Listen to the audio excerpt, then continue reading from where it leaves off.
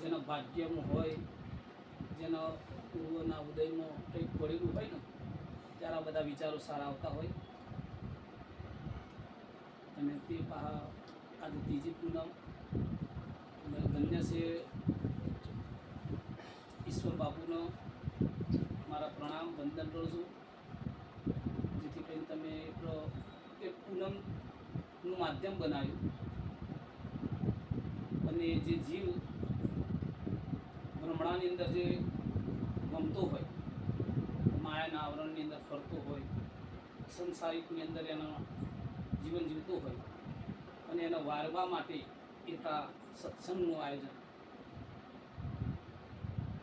મહાપુરુષોએ કહ્યું કે વ્રત ગંગામાં નાવાથી મનખો પવિત્ર થાય છે. વ્રત ગંગામાં નાવાથી મનખો પવિત્ર થાય છે. એક પલ જો સત્સંગ મળે તો શેતાન સુધરી જાય છે. એટલે આ જે કર્યું છે એટલે હું તમને મારા પ્રણામ કરું છું. કારણ કે સત્સંગ વિના મનડું સમજે નહીં. આ મન એવું રાયું ડોર છે ને સાહેબ, રાયનો દોણો જો રાયના સીધા પર ઠરો એટલું જો મન ફરી જાય ને તો આપણું કલ્યાણ થાય એવું છે. તો આ મનનો સ્થિર કરવા માટે જો સાધન હોય તો સત્સંગ છે, ભજન છે. જે હાર્મોનિયમના સથવારે, તબલાના સથવારે, મંજીરાના સથવારે જે એ ભજન નહીં, એ ભજન રવાય છે. અને જે ભજન વિતરનું હોય એ ભજન થાય છે. પેલું ગાવામાં આવે અને પેલું ભજન થાય છે, કરવામાં આવે. પેલું ભજન કરવામાં આવે અને પેલું ભજન ગાવામાં આવે. પણ ગાવામાં આવે એ મુખમાંથી બોલાય. જે ભજન ગાવામાં આવે એ તો મુખ્યથી વર્ણન થાય. અને એટલે જે ભજન છે ભીતરનું, એની અંદર હોઠ કંઠ હલી નહીં, સેજે સ્મરણ હોય, ચલા જાય વટુડે ને પલ્લા પટલે ના હોય. તો એવી આ જે વાત પડી છે. પણ આ વાત ક્યારે સમજાય? જેમ ઈશ્વરદાસ બાપુએ કહ્યું, જ્યારે ગળભણની અંદર હતો, માના ઉંદરમાં હતો, ત્યારે પરમાત્મા સાથે એનો પહેલો કોન્ટેક્ટ હતો. પરમાત્મા સાથે એનો પહેલો કોન્ટેક્ટ હતો. અને એ અંદર એને જે પીડા થતી હતી, એને જે વેદના થતી, એ વેદનાની અંદર એનો અસંખ્ય દુઃખ હતા. એટલે એ આજીજી કરતો પરમાત્મા સાથે. તો પરમાત્મા મને આ યોનિમથી બાર જેથી તેનું તારું ભજન કરીશ. પણ અહીંયા જેવો આવ્યો એવો ભૂલો પડ્યો. અહીંયા આવ્યો પોજ તત્વ દેહ ઇન્દ્રિય મિલકર જીવ કહેવાયો અને માયાના આવરણમાં એવો ડૂબાઈ ગયો કે જે પોતે પોતાનું ભાન ભૂલી બેઠો. એટલે મહાપુરુષ કબીર સાહેબે કહ્યું કે જયા જન્મ મુક્તતા ન હતા વહાં કોઈ, સઠ્ઠી તેરી હોજ ચલા બીજોઈ. જેવા પરમાત્માના સાનિધ્યની અંદર હે શુદ્ધ ચેતન્ય આત્મા, તું જ્યાં હતો ત્યાં તો સ્થિર હતો. ત્યાં જન્મ નહોતું, મરણ નહોતું, દુઃખ નહોતું, સુખ નહોતું, આદિ નથી, વ્યાધિ નથી, કોઈ ઉપાધિ નથી, રાત નહોતું, દિવસ નહોતું.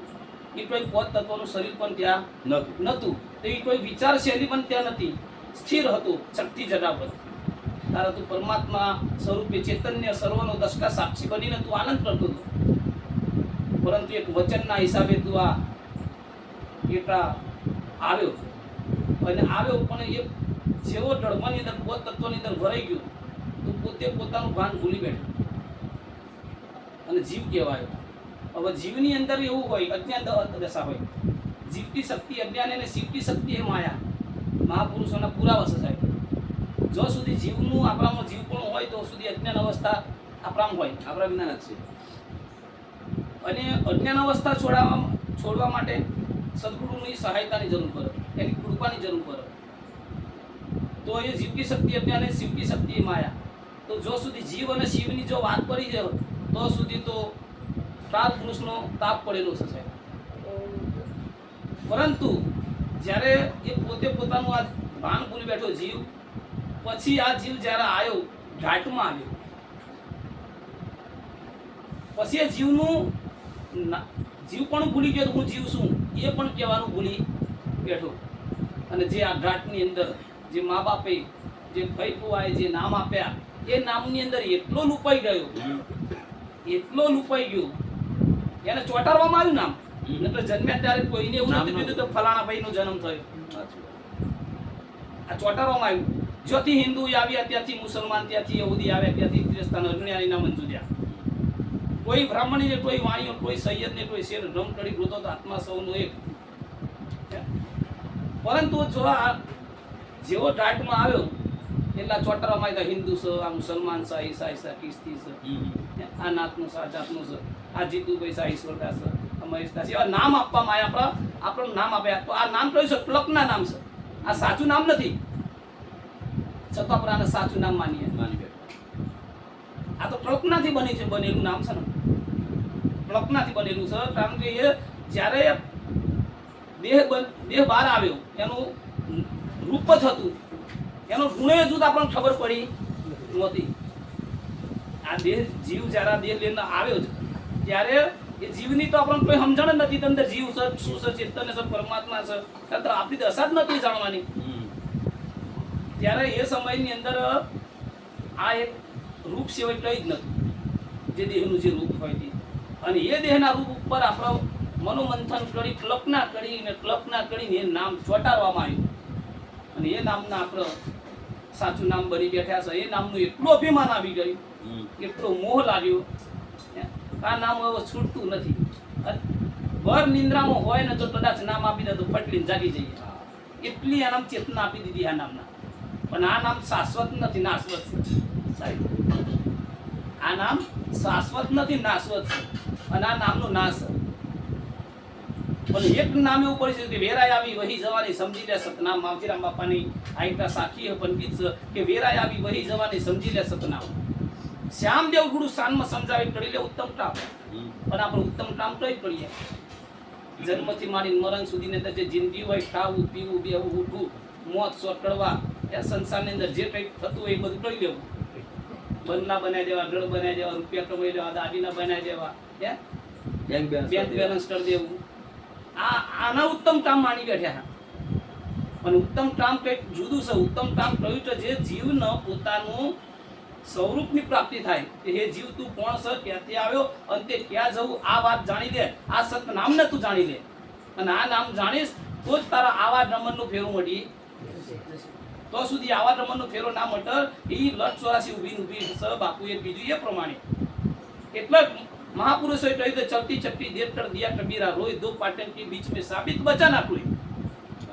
चलती चलती હોય ઘંટીનું જે ચક્ર ફરતું હોય એની અંદર તમે આટો નાખો, આટા અરે માફ કરજો, એની અંદર અન્ન નાખો, અન્ન નાખેનો આટો બનો, આટાની રોટલી બનો, એ રોટલી આપણે ખાઈએ, અંદર અડધું બ્લડ બનો, અડધું મર બનો, એ મરની પાછું ખાતર બનો, એ ખાતર પાવ બિયારણ રૂપી બહાર જાય અને એ દાણો બનીને આવે અને એ દાણો પાછું ઘંટીમાં આવો. 84 આટલું ચક્ર ચાલુ જ રહેશે.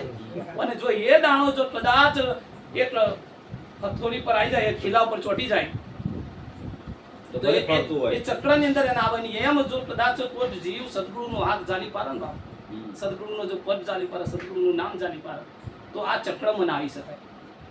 એટલે કીધું જયા જન્મ મુક્ત હતા નતા આપણું શક્તિ તેરી વચ્ચે ચલાવ. આ ચલાવ બીજું પરમાત્માની જગ્યાએ તો તું સ્થિર હતું.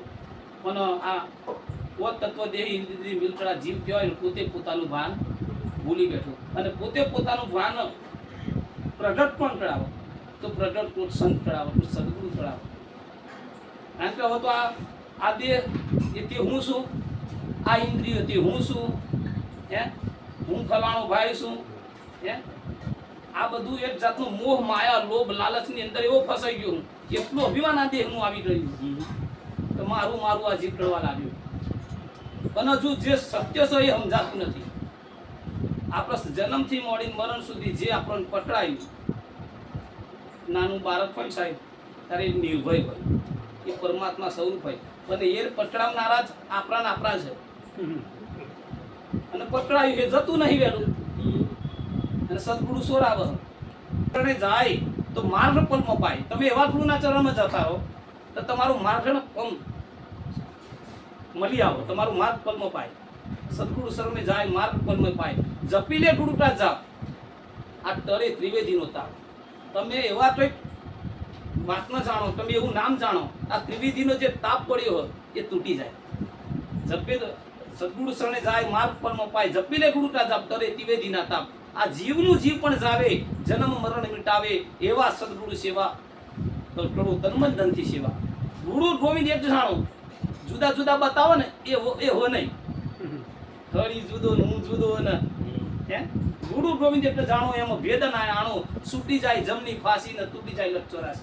સંસારા સપનું આવ્યું તેમાંના કોઈ ફાવ્યું સંતો ચેતી ચેતીને ચાલ્યા એ મહાપદમાં માલ્યા મહાપદ છે એ હશે ગુરુનું ટેવું એ પદ પૂરા નર પાવે અજ્ઞાની અંધારે થડાવે મનુષ્ય જન્મ તું પાયો તેમાં શું શું ટમાયો ટળ્યા છે કળમત તારા અને નાખી છે તે ડોકમાં મારા હજી જીવ ચેતો સારું માથે છે જમનું મારું પરસે મોગળાનો માર તે દિન તું ટળીશ પુટાર હજુ ચેતો સારું હે જીવ સ્વરૂપ છે તારું બીજા સોરી દેજે ફંદા તું તેને જાણજે બંદા પછી ત્યાં કોઈનું નવ ચાલે અઠન આનંદમાં માલે એવું છે સ્વરૂપ તમારું સચિત આનંદ બ્રહ્મ પ્યારું સંવંત 2010 ની સાલ તારીખ 9 ની શુક્રવાર ચેતમણી પ્રભુ તું જામ રામ ઉમરાળા મુકામ કડે પરમારથ નું કામ સત્ય નામ વસી રહી ઠામ ઠામ આ ચેતમણી જે ચિત્તમાં ધરે આ નર ને નાર ધ્યાન જ્ઞાનનો પામીને કરશે જીવનો ઉતાર પૂરણ પદ પર ફાવ્યું સદગુરુનો ઉતાર કહે શ્યામદેવ સદગુરુ ચરણે કે વંદન છે વારંવાર જો આવી વાત જો બતાવી દે તો આ જીવનો જેમ સત્યમ રસ્તો મળે જેમ સત્યમ રસ્તો મળે કારણ કે ગમે તે આપણે જ્ઞાન સત્સંગની ધારા પર જતા રહીએ ગમે તેટલું આપણે બધા સંતોના ટેપાથી બોલશું બધું બોલશું પણ જો પીહરવાનું હોય છે પણ હું જરૂર છે અહીંયા એક જ વાત ઈશ્વર બાપુના સાનિધ્યમાં બેઠા એક વાત કરી તો પાયાની વાત આ પાયાની વાતની અંદર આજ હ પછી બ્રહ્મ પરિબ્રહ્મ નામીન જે સટ પછી થો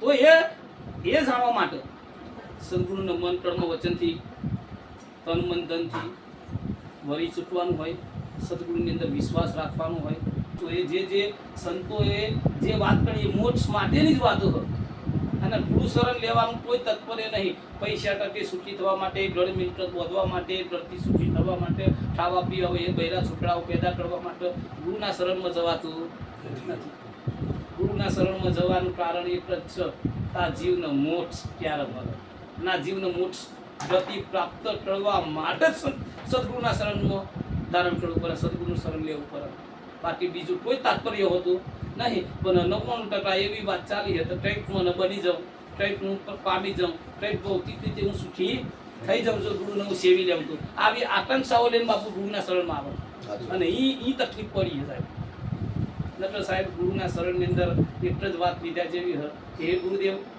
આ મારો દેહ બન્યો તો કદાચ મારા પૂર્વ પુરુષાર્થ હશે તો કંઈક સારા મા બાપના જેરા દેહ મળ્યો અને મારા સારા પુરુષાર્થ હોય તો કદાચ મને કોઈ સંત મળ્યા એટલે માવજીરામ બાપાએ કીધું કે પૂર્વ પુરુષાર્થ હોય તો એવા સંતના દર્શન થાય છે માવજી પુરુષાર્થ જાગતા તો સંતોના મુખ્ય સમજાય આવી વાત બધાના મુખ્ય સમજાય બી નહીં આવી વાતો બધાના મુખ્ય સમજાય નહીં સુની સુની ખોટ્યા કાન પઠાન આવી બ્રહ્મ જ્ઞાને એક મૂર્ખને એવી તે તુલસી દેથી તોરે પાણી દેથી ટળે સ્નાન આ તો બધા ઉત્પાદ ઓનાથી મુક્તિ નહીં મોક્ષ મુક્તિ ઓનાથી નથી મોક્ષ મુક્તિ જોવી હોય તો ગુરુના શરણની અંદર જ છે તો ગુરુના મહાપુરુષે કીધું ઈશ્વરદાસ બાપુએ પહેલું બન્યું પારબ્ધન પછી બન્યું શરીર તો અહીંયા પારબ્ધનનું શરીર બન્યું બરાબર ને એટલે કર્મ રહિત આપણે જો ચાલીશું તો જરૂર જે પદને પામવું હોય એ પદને પામી શકશું કર્મ રહિત બરાબર ને હવે દેશ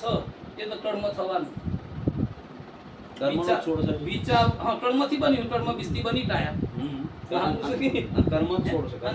કર્મ બિસ્તિયા બની કાયા તો કર્મ જ કરવાનું ને સબકોય કર્મ ના થાય અને છતાં કર્મ ના થાય એ જુક્તિ જાણી લેવાય એ જુક્તિ સામદેવ બાપુ કીધું કર્મથી રાજા બને કર્મથી બને રન કર્મથી કસાઈ બને કર્મથી બને પી ને કર્મથી કે જન્મ મરણનું દુઃખય મટી જાય જો એવું કર્મ કરવામાં આવે કર્મ કોણે કર્યું દેહ કર્યું બોલવો છે કોણ દેહ કર્યો ને દેહ અને મન નું આ બંધારણ એની અંદર જીવ એવો ફસાયો ત્યારે બિચારાના ચક્રમાં એના લીધે બરોબર પણ આ જીવ આ મન થતી આ મન તું ભજી લેને રાણા તારે ગુણ ગોવિંદના રાણા જો આ મન વિષય વાસનાથી દૂર થઈ કારણ તો દરેક ઇન્દ્રિયોનો રાજા કોણ આ દેહમાં મન જ આ બધી ઇન્દ્રિયો નચાવે કોણ મન જ અને મનને કોણ નચાવે વિષય નચાઈ રહ્યા ને તો મન અને ઇન્દ્રિયો એટલી બધી તત્પર થઈ રહી છે બરોબર ને અને એ પાછી એનામાં ખેતી દે જોથી ઊભું થયું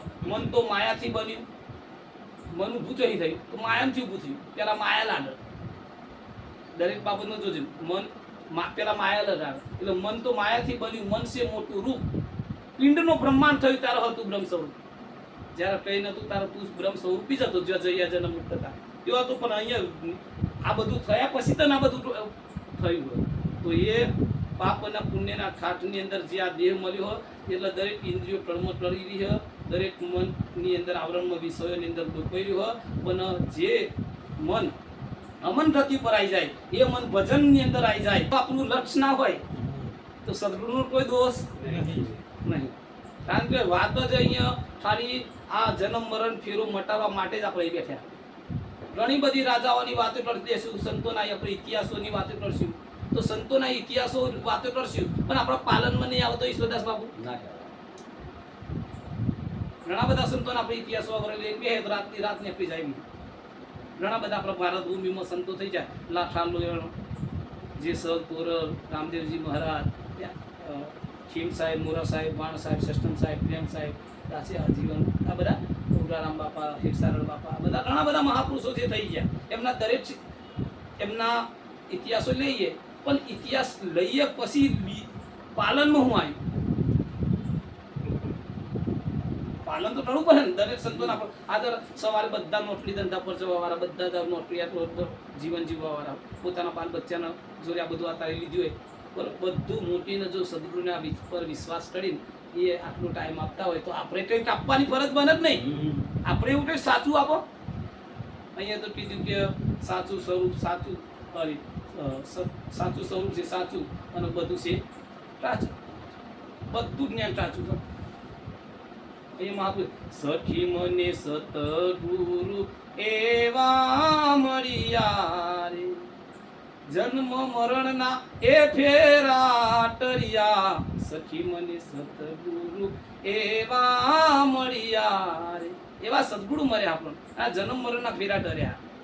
ધન્ય છે મારા જીવન સાહેબનો, કે મારું ગામનું ગળબવ છે. અમે જ્યારે ચડ્ડીએ પહેરતા નથી આવતી ત્યારે અમે એમના જોડે સાંભળતા હતા. એમનું જે એમનું ભજન સિદ્ધ હતું સાહેબ, ઈશ્વર નિજાર જેવા સાહેબ શિષ્ય મળ્યા. ઈશ્વર નિજાર એટલે જીવન નિજારની ઓળખાણ જ છે સાહેબ. ઈશ્વર નિજાર બી એટલે જીવન નિજારની વાત થઈ જાય. એટલે ધન્ય છે ઈશ્વર બાપુ. અને જ્યારે હું અમદાવાદમાં 2003માં આવ્યો ને, પછી બચપનમાં ગુરુભક્તિની અંદર મારા બા બાપુજી, મારા દાદા, મારા પરદાદા માવજીરામ બાપાના શિષ્ય. હું ચોથી પેઢીનો ઉપદેશી હું. મારા દાદા માવજીરામનો ઉપદેશી, મારા બાપા માવજીરામનો ઉપદેશી, મારા દાદાના બાપાએ માવજીરામનો ઉપદેશી, હું એ ઉપદેશી, અને મારો દીકરો માવજીરામ બાપાનો ઉપદેશી. ખૂબ સરસ. એટલે જ્યારે હું પાપા પર લઈને જ્યારે વાત જોતો હતો ત્યારે મેં આ વાત બાપુને લીધી. પછી 2000માં પછી ફરીથી સજોડમાં ઉપદેશ મેં લીધો. 2008માં 7ની અંદર જ્યારે હું સંતો જોડે બેસતો હતો ને, ઈશ્વર બાપુની વાત ખબર હતો. ઘણા સંતો જોડે કે ભાઈ બેટાવાળાની અંદર કે અમારા ઈશ્વર નિજાર છે, જીવન બાપુના શિષ્ય જીવન નિજારના, અને એમના જોડે જ્ઞાન કરવું ચમનદાસ બાપુ સુધી. અરે વાહ, હા, તારા તમારા નામના હતી. અને એ જીવન નિજારની કૃપા તમારા પર વહી, અને એ કૃપા એ ધારા મયુરભાઈ જોડે સુધી આવી છે. અને સદગુરુ પરમાત્મા આનંદ કરાવે છે. આનંદ કરીએ અને પોતાના ગુરુ ઉપર ભાવ બંધાય અને આપણો દેહ પડી જાય, એવું આપણો આનંદ થાય. હા, બોલો સદગુરુદેવની.